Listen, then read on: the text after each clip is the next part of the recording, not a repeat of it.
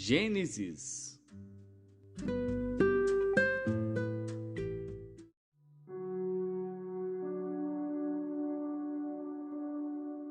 Gênesis, capítulo 37. E Jacó habitou na terra das peregrinações de seu pai, na terra de Canaã. Estas são as gerações de Jacó.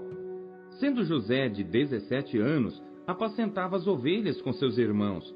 Sendo ainda jovem, andava com os filhos de Bila e com os filhos de Zilpa, mulheres de seu pai. E José trazia más notícias deles a seu pai. E Israel amava José mais do que a todos os seus filhos, porque era filho da sua velhice, e fez-lhe uma túnica de várias cores. Vendo, pois, seus irmãos que seu pai o amava mais do que a todos eles, odiaram-no, e não podiam falar com ele pacificamente. Teve José um sonho, que contou a seus irmãos, por isso o odiaram ainda mais. E disse-lhes: Ouvi e peço-vos este sonho que tenho sonhado. Eis que estávamos atando molhos no meio do campo, e eis que o meu molho se levantava e também ficava em pé, e eis que os vossos molhos o rodeavam e se inclinavam ao meu molho. Então lhe disseram seus irmãos: Tu, pois, deveras reinarás sobre nós? Tu deveras terás domínio sobre nós? Por isso ainda mais o odiavam, por seus sonhos e por suas palavras. E teve José outro sonho, e o contou a seus irmãos, e disse: Eis que tive ainda outro sonho, e eis que o sol e a lua e 11 estrelas se inclinavam a mim. E contando-o a seu pai e a seus irmãos, repreendeu o seu pai e disse-lhe: Que sonho é este que tiveste? Porventura, viremos eu e tua mãe e teus irmãos a inclinar-nos perante ti em terra? Seus irmãos, pois, o invejavam. Seu pai, porém, guardava este negócio no seu coração. E seus irmãos foram apacentar o rebanho de seu pai junto de Siquém.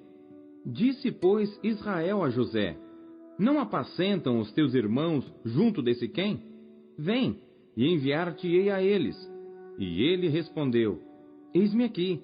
E ele lhe disse: Ora, vai, vê como estão teus irmãos e como está o rebanho, e traze-me resposta. Assim o enviou do vale de Hebrom e foi a Siquém. E achou-o um homem, porque eis que andava errante pelo campo, e perguntou-lhe o homem, dizendo: Que procuras? E ele disse: Procuro meus irmãos. Dize-me, peço-te, onde eles apacentam. E disse aquele homem: Foram-se daqui, porque ouvi-os dizer: Vamos a Dotã. José, pois, seguiu atrás de seus irmãos e achou-os em Dotã. E viram-no de longe, e antes que chegasse a eles, conspiraram contra ele para o matarem. E disseram um ao outro: Eis, lá vem o sonhador mor. Vinde, pois, agora, e matemo-lo, e lancemo-lo numa destas covas, e diremos: Uma fera o comeu, e veremos que será dos seus sonhos. E ouvindo-o Ruben, livrou-o das suas mãos, e disse: Não lhe tiremos a vida. Também lhes disse Ruben: Não derrameis sangue, lançai-o nesta cova que está no deserto, e não lanceis mãos nele. Isto disse para livrá-lo das mãos deles, e para torná-lo a seu pai. E aconteceu que, chegando José a seus irmãos, tiraram de José a sua túnica, a túnica de várias cores que trazia. E tomaram-no e lançaram-no na cova. Porém a cova estava vazia, não havia água nela. Depois assentaram-se a comer pão, e levantaram seus olhos e olharam, e eis que uma companhia de ismaelitas vinha de Gileade. E seus camelos traziam especiarias e bálsamo e mirra, e iam levá-los ao Egito. Então Judá disse aos seus irmãos: Que proveito haverá que matemos a nosso irmão e escondamos o seu sangue? Vinde e vendamo-lo a estes ismaelitas, e não seja nossa mão sobre ele, porque ele é nosso irmão, nossa carne. E seus irmãos obedeceram.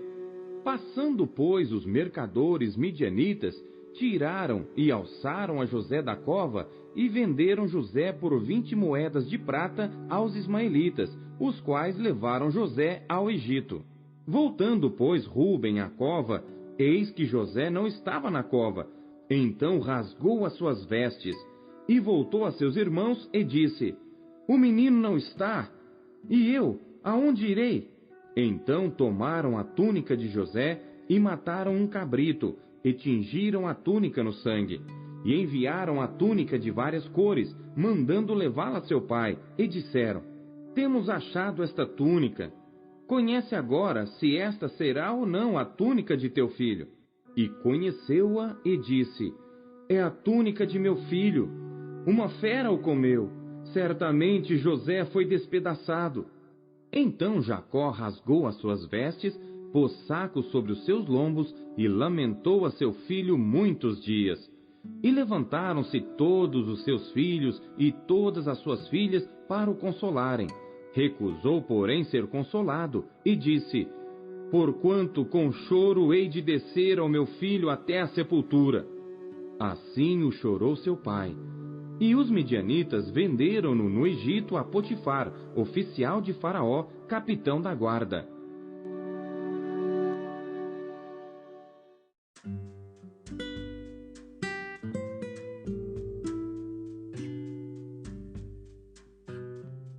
Marcos.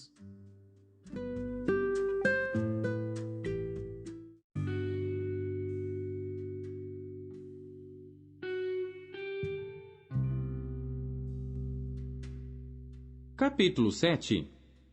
E ajuntaram-se a ele os fariseus e alguns dos escribas que tinham vindo de Jerusalém.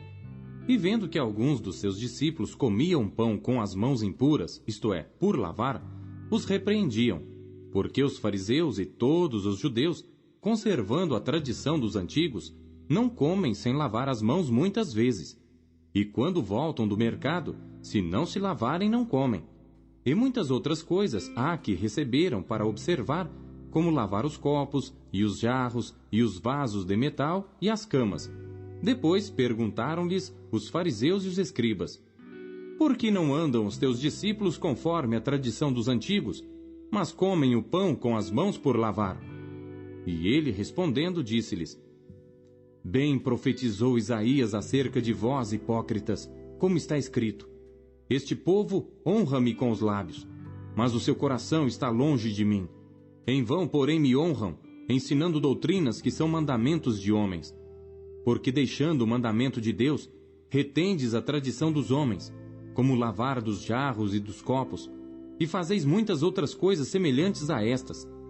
E dizia-lhes: Bem invalidais o mandamento de Deus, para guardardes a vossa tradição. Porque Moisés disse: Honra teu pai e a tua mãe, e quem maldisser, ou o pai ou a mãe, certamente morrerá. Vós, porém, dizeis: Se um homem disser ao pai ou à mãe: Aquilo que poderias aproveitar de mim é corbã, isto é, oferta ao Senhor, nada mais lhe deixais fazer por seu pai ou por sua mãe, invalidando assim a palavra de Deus pela vossa tradição, que vós ordenastes. E muitas coisas fazeis semelhantes a estas. E chamando outra vez a multidão, disse-lhes: Ouvi-me vós todos e compreendei. Nada há fora do homem que, entrando nele, o possa contaminar. Mas o que sai dele, isso é que contamina o homem. Se alguém tem ouvidos para ouvir, ouça. Depois, quando deixou a multidão e entrou em casa, os seus discípulos o interrogavam acerca desta parábola. E ele disse-lhes: Assim também vós estáis sem entendimento? Não compreendeis que tudo que de fora entra no homem não o pode contaminar, porque não entra no seu coração, mas no ventre, e é lançado fora, ficando puras todas as comidas? E dizia: O que sai do homem, isso contamina o homem. Porque do interior do coração dos homens saem os maus pensamentos, os adultérios, as prostituições, os homicídios, os furtos, a avareza, as maldades, o engano, a dissolução, a inveja, a blasfêmia, a soberba, a loucura. Todos estes males procedem de dentro e contaminam o homem. E levantando-se dali, foi para os termos de Tiro e de Sidom. E entrando numa casa, não queria que alguém o soubesse, mas não pôde esconder-se, porque uma mulher cuja filha tinha um espírito imundo, ouvindo falar dele, foi e lançou-se aos seus pés. E esta mulher era grega cirofenícia de nação, e rogava-lhe que expulsasse de sua filha o demônio. Mas Jesus disse-lhe: Deixa primeiro saciar os filhos, porque não convém tomar o pão dos filhos e lançá-lo aos cachorrinhos. Ela, porém, respondeu e disse-lhe: Sim, Senhor, mas também os cachorrinhos comem debaixo da mesa as migalhas dos filhos. Então ele disse-lhe: Por essa palavra, vai, o demônio já saiu de tua filha. E indo ela para sua casa, achou a filha deitada sobre a cama, e que o demônio já tinha saído. E ele, tornando a sair dos termos de Tiro e de Sidom, foi até ao mar da Galileia, pelos confins de Decápolis, e trouxeram-lhe um surdo, que falava dificilmente, e rogaram-lhe que pusesse a mão sobre ele. E tirando-o à parte de entre a multidão, pôs-lhe os dedos nos ouvidos, e cuspindo, tocou-lhe na língua. E levantando os olhos ao céu, suspirou e disse: Efatá, isto é, abre-te. E logo se abriram seus ouvidos, e a prisão da língua se desfez, e falava perfeitamente. E ordenou-lhes que a ninguém o dissessem. Mas quanto mais lhos proibia, tanto mais o divulgavam. E admirando-se sobremaneira, diziam: Tudo faz bem, faz ouvir os surdos e falar os mudos.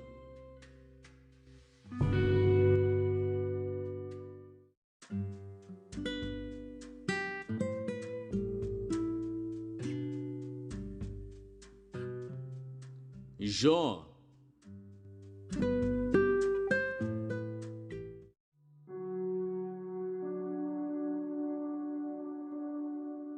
Jó, capítulo 3. Depois disto, abriu Jó a sua boca e amaldiçoou seu dia. E Jó falando disse: Pereça o dia em que nasci, e a noite em que se disse: Foi concebido um homem. Converta-se aquele dia em trevas, e Deus lá de cima não tenha cuidado dele, nem resplandeça sobre ele a luz. Contaminem-no as trevas e a sombra da morte. Habitem sobre ele nuvens, a escuridão do dia o espante. Quanto àquela noite, dela se apodere a escuridão, e não se regozije ela entre os dias do ano, e não entre no número dos meses. Ah, que solitária seja aquela noite, e nela não entre voz de júbilo. Amaldiçoem-na aqueles que amaldiçoam o dia, que estão prontos para suscitar o seu pranto. Escureçam-se as estrelas do seu crepúsculo, que espere a luz e não venha, e não veja as pálpebras da alva, porque não fechou as portas do ventre, nem escondeu dos meus olhos a canseira. Por que não morri eu desde a madre, e em saindo do ventre não expirei? Por que me receberam os joelhos, e por que os peitos para que mamasse? Porque já agora jazeria e repousaria, dormiria, e então haveria repouso para mim. Com os reis e conselheiros da terra, que para si edificam casas nos lugares assolados, ou com os príncipes que possuem ouro, que enchem as suas casas de prata, ou como aborto oculto, não existiria, como as crianças que não viram a luz. Ali os maus cessam de perturbar, e ali repousam os cansados. Ali os presos juntamente repousam, e não ouvem a voz do exator. Ali está o pequeno e o grande, e o servo livre de seu senhor. Porque se dá luz ao miserável, e vida aos amargurados de ânimo, que esperam a morte, e ela não vem, e cavam em procura dela, mais do que de tesouros ocultos, que de alegria saltam e exultam, achando a sepultura? Porque se dá luz ao homem cujo caminho é oculto, e a quem Deus o encobriu? Porque antes do meu pão vem o meu suspiro, e os meus gemidos se derramam como água, porque aquilo que temia me sobreveio, e o que receava me aconteceu. Nunca estive tranquilo, nem sosseguei, nem repousei, mas veio sobre mim a perturbação.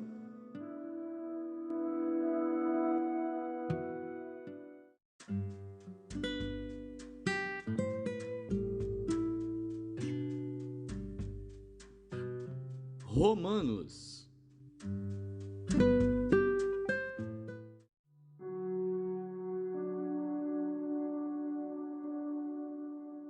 Capítulo 7. Não sabeis vós, irmãos, pois que falo aos que sabem a lei, que a lei tem domínio sobre o homem por todo o tempo que vive? Porque a mulher que está sujeita ao marido, enquanto ele viver, está-lhe ligada pela lei, mas morto o marido, está livre da lei do marido. De sorte que, vivendo o marido, será chamada adúltera se for de outro marido. Mas morto o marido, livre está da lei, e assim não será adúltera se for de outro marido. Assim, meus irmãos, também vós estáis mortos para a lei pelo corpo de Cristo, para que sejais de outro, daquele que ressuscitou dentre os mortos, a fim de que demos fruto para Deus. Porque quando estávamos na carne, as paixões dos pecados que são pela lei operavam em nossos membros para darem fruto para a morte. Mas agora temos sido libertados da lei, tendo morrido para aquilo em que estávamos retidos, para que servamos em novidade de espírito e não na velhice da letra. Que diremos, pois? É a lei pecado? De modo nenhum. Mas eu não conheci o pecado senão pela lei, porque eu não conheceria a concupiscência se a lei não dissesse, não cobiçarás. Mas o pecado, tomando ocasião pelo mandamento, operou em mim toda a concupiscência, porquanto sem a lei estava morto o pecado. E eu, em algum tempo, vivia sem lei, mas vindo o mandamento, reviveu o pecado e eu morri. E o mandamento que era para a vida, achei eu que me era para a morte. Porque o pecado, tomando ocasião pelo mandamento, me enganou e por ele me matou. E assim a lei é santa, e o mandamento santo, justo e bom. Logo tornou-se-me o bom em morte? De modo nenhum. Mas o pecado, para que se mostrasse pecado, operou em mim a morte pelo bem, a fim de que pelo mandamento o pecado se fizesse excessivamente maligno. Porque bem sabemos que a lei é espiritual, mas eu sou carnal, vendido sob o pecado. Porque o que faço não o aprovo, pois o que quero, isso não faço, mas o que aborreço, isso faço.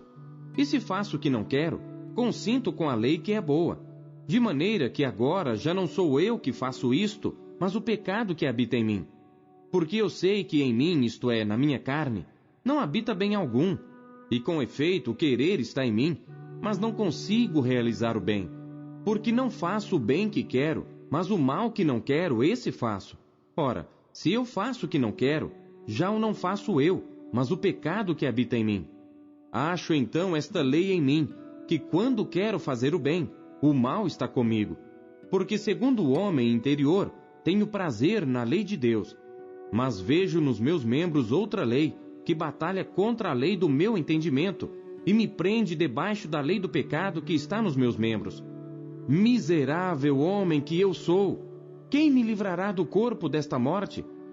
Dou graças a Deus por Jesus Cristo, nosso Senhor. Assim que eu mesmo, com o entendimento, sirvo à lei de Deus, mas com a carne, à lei do pecado.